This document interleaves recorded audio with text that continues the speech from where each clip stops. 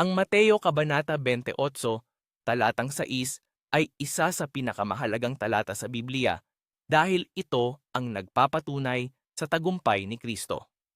Ang sabi rito, wala siya rito, sapagkat siya'y muling nabuhay, gaya ng kanyang sinabi. Halikayo, tingnan ninyo ang dakong pinaghantungan sa kanya. Ang talatang ito ay naglalaman ng mensahe ng pag-asa at katapatan. Binibigyang diin nito na si Jesus ay hindi isang patay na leader, kundi isang buhay na tagapagligtas. Ipinapakita nito na ang lahat ng kanyang ipinangako ay totoo, na tinalo niya ang kasalanan at kamatayan para sa atin. Mga kapatid, madalas tayong mawalan ng pag-asa kapag nahaharap sa mga patay na sitwasyon, mga pangarap na naudlot o problemang tila wala ng solusyon. Ngunit ang Mateo 28:6 ay may paalala sa atin. Sabi ng anghel, wala siya rito, sapagkat siya'y muling nabuhay.